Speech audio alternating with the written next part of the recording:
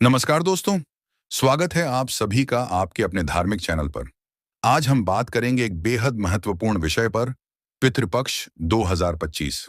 पितृपक्ष का यह समय हमारे पूर्वजों की आत्मा की शांति और मोक्ष के लिए बहुत ही खास होता है। शास्त्रों में साफ कहा गया है कि इन दिनों हमारे द्वारा किए गए कर्म, पूजा, भोजन और व्यवहार का सीधा असर हमारे पितरों तक पहुंचता है।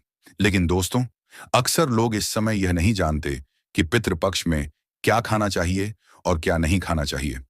यही भूल कई बार हमारे जीवन में पितृदोष और अशांति का कारण बन जाती है। दोस्तों, वीडियो शुरू होने से पहले वीडियो को लाइक करके हमारे चैनल को सब्सक्राइब जरूर करें। तो चलिए, आज हम पंडित प्रदीप मिश्रा जी की वाणी और शास्त्रों के आधार पर विस्तार से समझते हैं पितृपक्ष के दौरान खान पान की पूरी मर्यादा। पितृपक्ष का महत्व। दोस्तों, शास्त्रों में कहा गया है, पितृणा तृप्ति मात्रेण तृप्ताः भवन्ति देवता। अर्थात जब हमारे पितर तृप्त होते हैं तो देवता भी प्रसन्न होते हैं। पितृपक्ष को श्राद्ध पक्ष भी कहा जाता है, जो भाद्रपद पूर्णिमा से लेकर आश्विन अमावस्या तक चलता है। इस अवधि में हम अपने पूर्वजों का स्मरण करते हैं, तर्पण करते हैं और उनके नाम से ब्राह्मणों व गरीबों को भोजन कराते हैं। यह केवल एक परंपरा नहीं, बल्कि एक कर्तव्य है। पितृपक्ष में की गई पूजा और नियमों का पालन हमारे जीवन में सुख समृद्धि, संतान सुख और पितृ कृपा लाता है। लेकिन यदि इन दिनों हम भूलवश अनुचित भोजन कर लें तो उसका सीधा असर हमारे पितरों पर पड़ता है। इसलिए खान पान में विशेष सावधानी बरतना बहुत जरूरी है। पितृपक्ष में क्या नहीं खाना चाहिए? दोस्तों, पंडित प्रदीप मिश्रा जी बार बार यह समझाते हैं कि पितृपक्ष में हमें सात्विकता पर ध्यान देना चाहिए और कुछ खास चीजों से दूरी रखनी चाहिए। आइए एक एक कर समझते हैं।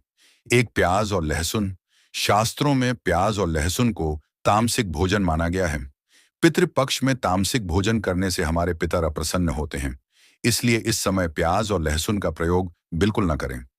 2, मांस, मछली और अंडा। यह तो सबसे बड़ा नियम है। मांसाहार करने से पितृ पूजा का सारा पुण्य नष्ट हो जाता है। मांस, मछली, अंडा, शराब आदि का सेवन करने वाले लोगों पर पितरों की कृपा नहीं होती, बल्कि अशांति बढ़ जाती है। 3, मसूर की दाल। मसूर की दाल को भी पितृपक्ष में वर्जित माना गया है, क्योंकि यह पित्त और तामसिक प्रवृत्ति को बढ़ाने वाली होती है। 4, चावल का परहेज। दोस्तों, सामान्य दिनों में चावल का प्रयोग कम करें। श्राद्ध वाले दिन चावल का विशेष महत्व है, लेकिन बाकी दिनों में अधिक सेवन पितरों को अप्रसन्न कर सकता है। 5, बासी भोजन। पितृपक्ष में हमेशा ताजा और सात्विक भोजन करना चाहिए। बासी भोजन को शास्त्रों में अपवित्र माना गया है और यह पितरों तक नहीं पहुंचता। 6, अधिक तला भुना और मसालेदार खाना। अत्यधिक तेल मसाले का उपयोग शरीर और मन दोनों को असंतुलित करता है। इसीलिए इस समय हल्का, सात्विक और सुपाच्य भोजन ही ग्रहण करें। 7, तंबाकू, बीड़ी, सिगरेट और शराब। ये सारी चीजें पितरों का अपमान करती हैं। जो लोग पितृपक्ष में नशा करते हैं, उनके जीवन में सुख शांति कभी नहीं टिक पाती। याद रखिए, पितृपक्ष में खान पान का नियम केवल दिखावे के लिए नहीं है। ये हमारे पितरों के सम्मान और हमारी आत्मा की शुद्धि के लिए है। पितृपक्ष में क्या खाना चाहिए? अब बात करते हैं कि इन दिनों हमें क्या खाना चाहिए ताकि पितर प्रसन्न हों और जीवन में सुख समृद्धि आए। 1, सात्विक भोजन। सात्विक भोजन जैसे दूध, दही, घी, शहद, गुड़, चावल, गेहूं, हरी सब्जियां और मौसमी फल, ये पितरों को बहुत प्रिय होते हैं। 2, तिल और तिल से बने व्यंजन। शास्त्रों में तिल को विशेष महत्व दिया गया है। काले तिल से तर्पण करने पर पितर तृप्त होते हैं। आप चाहें तो तिल के लड्डू, तिल के व्यंजन या तिल मिश्रित खिचड़ी बना सकते हैं। 3, खिचड़ी और दलिया। पितृपक्ष में साधारण भोजन जैसे खिचड़ी, दलिया, मूंग की दाल, चने की दाल बहुत उत्तम माने जाते हैं। ये सुपाच्य होते हैं और पितरों तक शीघ्र पहुंचते हैं। 4, मौसमी फल और दूध। फलाहार का महत्व बहुत अधिक है। दूध और दूध से बनी खीर, हलवा, दही से बने पकवान पितरों को अर्पित करने चाहिए। 5, पंचमीठा या पंचामृत। गाय का दूध, दही, घी, शहद और शक्कर मिलाकर बनाया गया पंचामृत पितरों को अर्पण करने से वे प्रसन्न होते हैं। 6, सादा रोटी, गुड़ और घी। यह सबसे उत्तम और सरल भोजन है। श्राद्ध के दिन रोटी पर घी लगाकर गुड़ के साथ ब्राह्मणों को अर्पण करने का बहुत महत्व है। 7. तुलसी और गंगा जल। भोजन में तुलसी पत्र और गंगा जल की बूंद डालने से भोजन पवित्र हो जाता है और पितरों तक सीधे पहुंचता है। याद रखिए दोस्तों, पितृपक्ष में भोजन केवल पेट भरने के लिए नहीं, बल्कि श्रद्धा से करना चाहिए। श्रद्धा के बिना श्राद्ध अधूरा माना जाता है। पंडित प्रदीप मिश्रा जी की सलाह।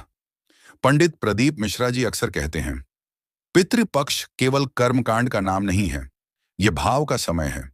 यदि आपके मन में पितरों के प्रति सच्चा भाव है तो साधारण खिचड़ी या गुड़ रोटी भी उन्हें तृप्त कर सकती है। लेकिन यदि भाव नहीं है तो शाही भोज भी व्यर्थ है। वे यह भी समझाते हैं कि इस समय हमें ब्राह्मण, गरीब, पशु पक्षियों और जरूरतमंद लोगों को भोजन कराना चाहिए, क्योंकि जब वे संतुष्ट होते हैं तो हमारे पितर भी संतुष्ट होते हैं। दोस्तों, पितृपक्ष 2025 हमारे लिए एक सुनहरा अवसर है। यह समय केवल पितरों के लिए नहीं, बल्कि हमारे आत्मिक शुद्धिकरण के लिए भी है। यदि हम इस दौरान नियम से क्या खाना चाहिए और क्या नहीं खाना चाहिए का पालन करें, तो न केवल हमारे पितर प्रसन्न होंगे, बल्कि हमारा जीवन भी सुख, शांति और समृद्धि से भर जाएगा। तो इस बार पितृपक्ष में सात्विक भोजन करें, अपवित्र वस्तुओं से बचें और श्रद्धा भाव से अपने पितरों का स्मरण करें। दोस्तों, अगर आपको यह जानकारी उपयोगी लगी हो तो वीडियो को लाइक करें, चैनल को सब्सक्राइब करें और बेल आइकन दबाना न भूलें। आपके परिवार में सदैव सुख, समृद्धि और पितृ कृपा बनी रहे, इसी कामना के साथ। जय श्री महाकाल।